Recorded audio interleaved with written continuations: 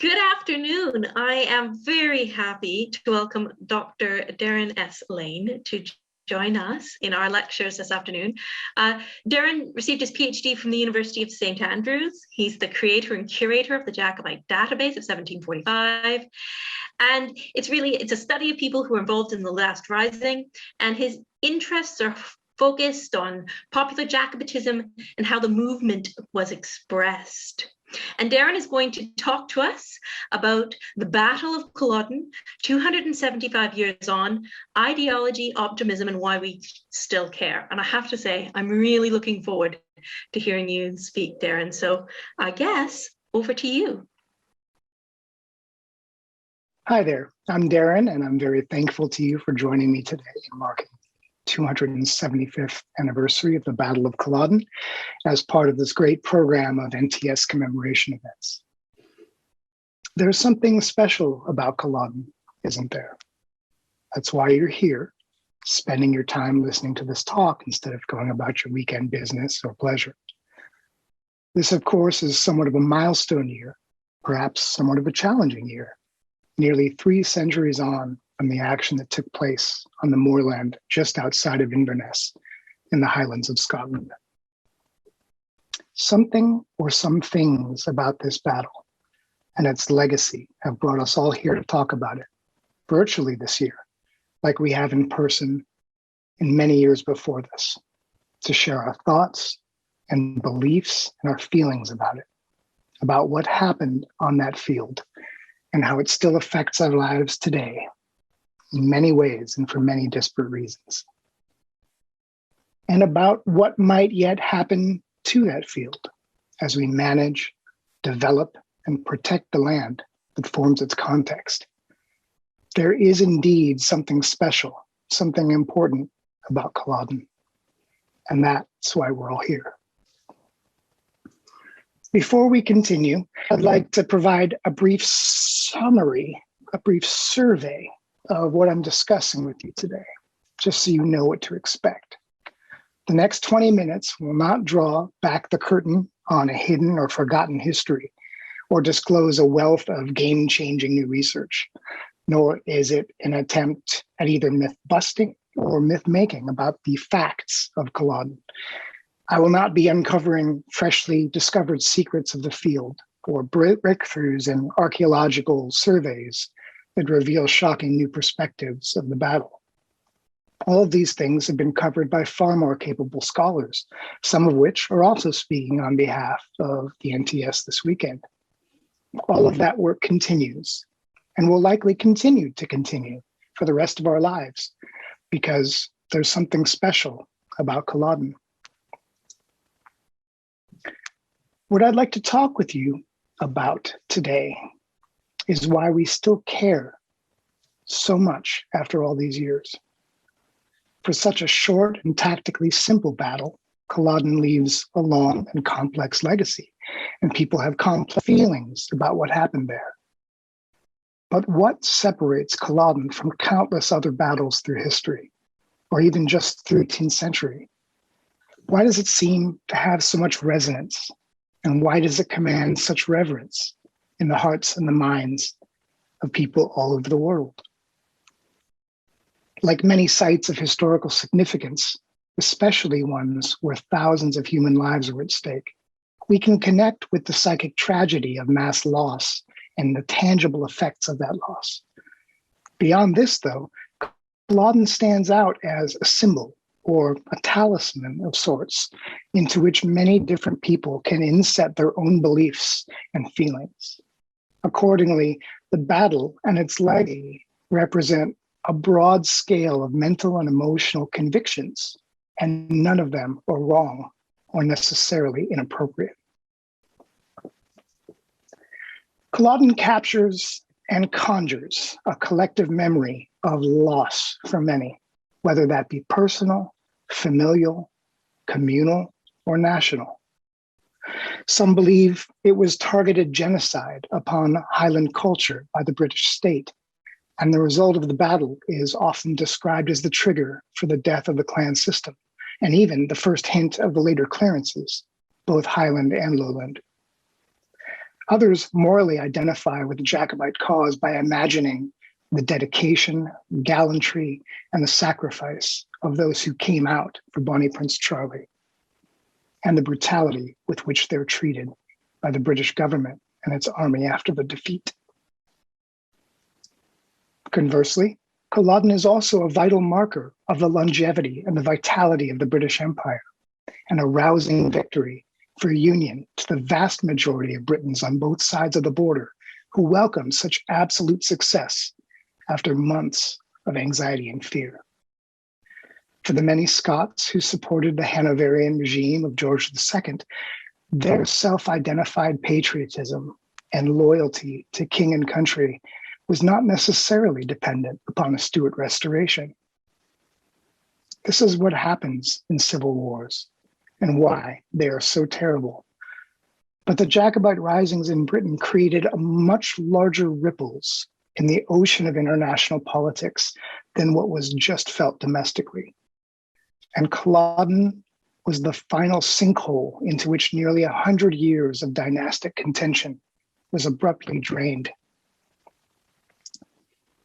As Murray Pittock has mentioned, to many, the sacrifice more than the politics is what matters today. But we still think about the politics, both in the context of the 18th century and perhaps more so interpolated upon modern conceptions of Scotland's place within Britain and the wider world. It's difficult to draw direct lines between the motives and ideologies of 18th century historical Jacobitism and those who claim to be neo-Jacobites, Stuart legitimists, or Scottish nationalists today. But many still make this claim, partly because the disappointment and the tragedy of Martial Jacobitism's death at Culloden still speaks to them, regardless of time, regardless of dynasty, of faith, or of polity today. It has represented and continues to represent both a regrettable missed opportunity and a catastrophic lost cause. We also still care about Culloden because of the land itself, often described as a bare and blasted moorland, windswept and of little agricultural value. The entire Nairn River Valley is actually quite fertile ground. It's been used for thousands of years as a place of significance, both spiritual and industrial. It has always been a graveyard, as evidenced by the extensive network of ancient burial sites and religious markers just footsteps away from where the fighting took place. There's a stillness in the air here, and perhaps something on the wind. Quarries, mills, and farms dot the lake, and a forestry plantation is seated squarely on the battlefield for the better part of a century, only to finally be cleared in recent years. This land continues to support families, farms, wildlife, and a vast assortment of spectacular flora. Therefore, Culloden is a life-giving field, as well as a life-taking field. We haven't always cared about Culloden as we do today. Around the time of the building of a new visitor center in 2007, geography and heritage scholars John and Margaret Gold convincingly traced the lineage of popular memory of the battle by looking at how it had been represented and remembered through history. They pointed out that in the decades directly after the battle, very few visitors were attracted to the moor, and the journals of travelers to the area were far more likely to mention other landmarks and natural features than the killing field itself. It wasn't until the early 19th century that a more sentimental remembrance of Culloden began to take hold, driven by the romantic works of Ossian and Scott, as well as a general transformation in the way that commemorative practices were viewed across the world. The ubiquitous memorial cairn at the center of the field and the clan gravestones were not placed until the 1880s.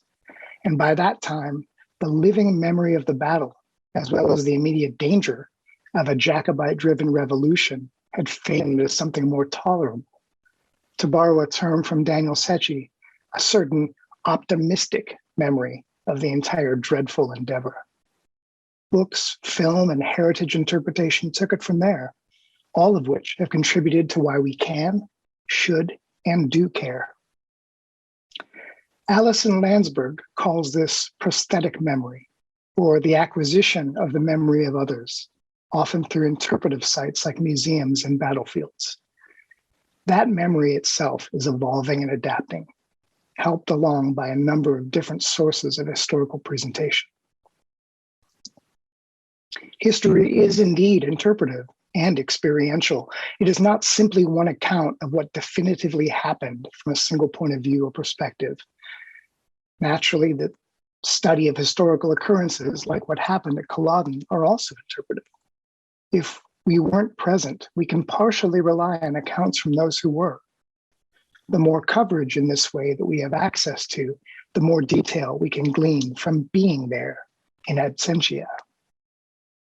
The riots at the US Capitol early this year, for instance, are incredibly well covered because of all the technology brought to bear on recording the proceedings in real time.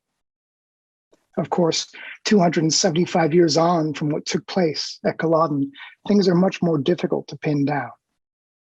If only the combatants had been equipped with smartphones. Yet we don't care about Culloden because of facts.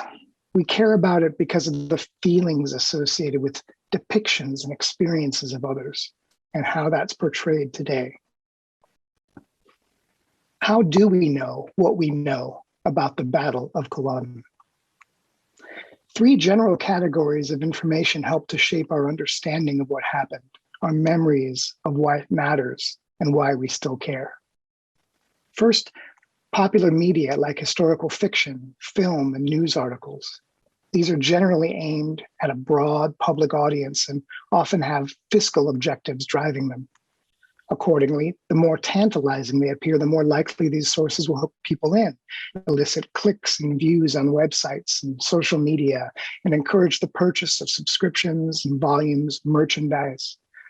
They're the least regulated by accuracy or historiographical guidance, and some are intentionally designed with the purpose of melding history and fantasy together, or blurring the lines between them. Second, scholarly research using primary and secondary sources. Any library catalog or internet search will reveal a massive number of scholarly books on the Jacobite era, and most of these include some reference to Culloden, if not expressly focusing on the battle itself. Many are synthesized from primary accounts, but some don't use a single primary source. With these often come the biases or agendas of a particular historian, as often as we are trained not to fall prey to them. And while plenty of books are available in the open market, accessibility can be a real issue for some of the academic presses, which tend to print short runs and charge exorbitant prices for both physical and digital copies. Third, archival sources from eyewitnesses or others directly connected to the events. These are generally the most useful sources to consult, but also the most difficult to access.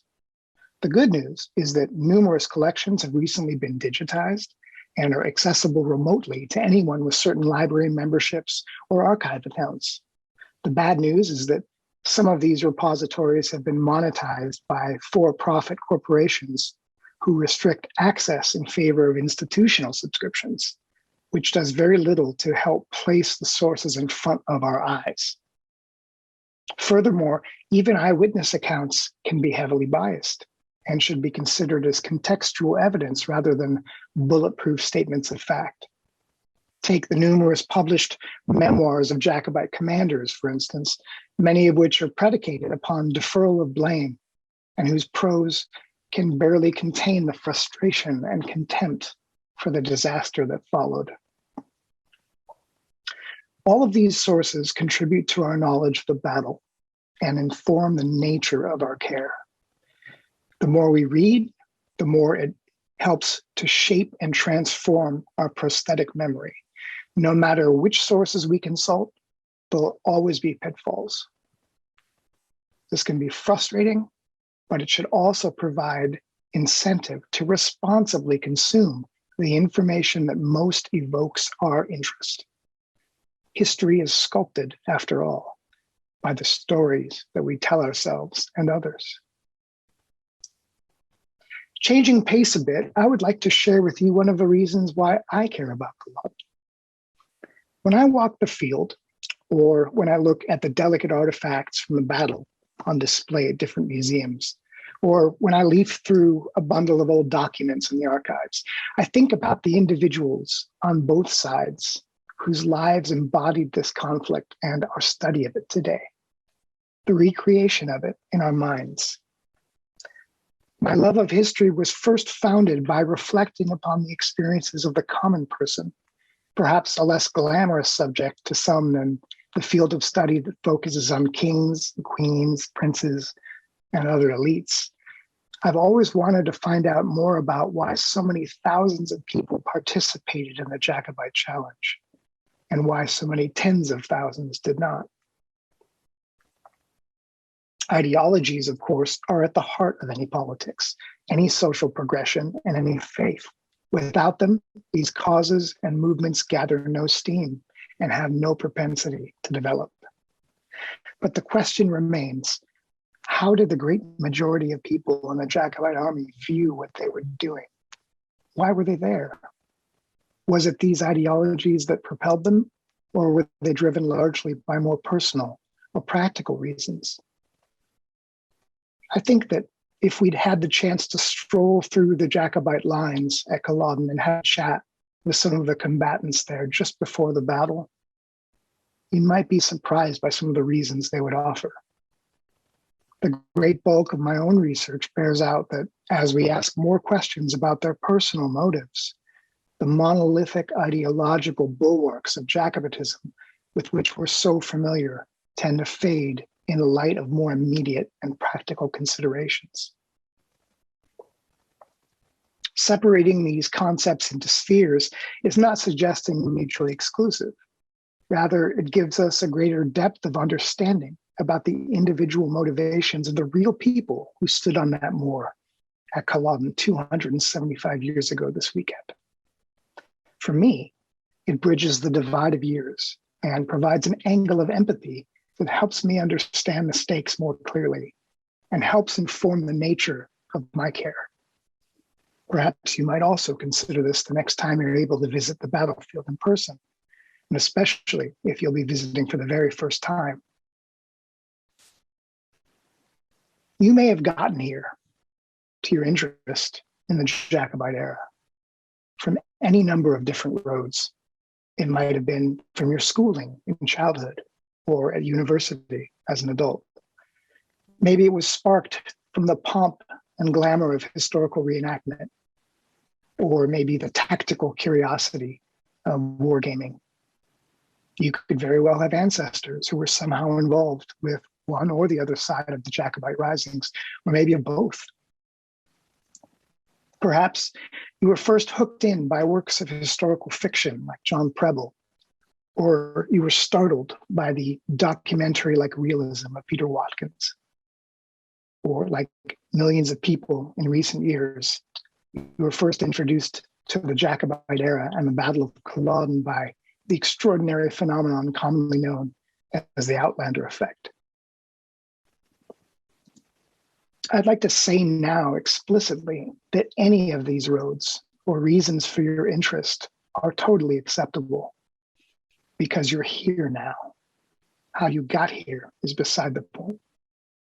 If anybody, self-professed expert or otherwise, tries to guard the intellectual or emotional gate against your excitement and enthusiasm, or tells you that you don't really understand what happened at Culloden, I encourage you to ignore them. You're here now, and your interest in the subject and your own personal reasons for caring are the only things that really matter. We've all still got a lot more to learn and discover about the battle, the people who were engaged within it, and the land itself upon which they bled. Thank you for spending this time with me, and I hope to see you again in about 25 years for the 300th anniversary, if not well before that.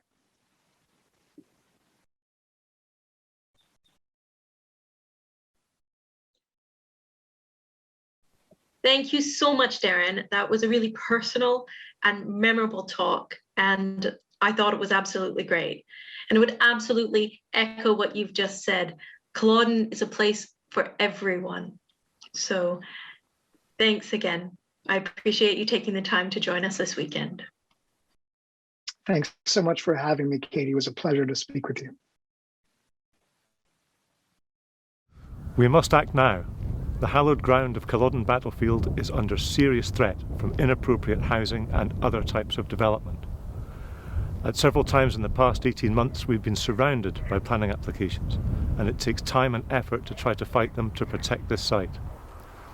Please help us by donating to the Culloden Fighting Fund.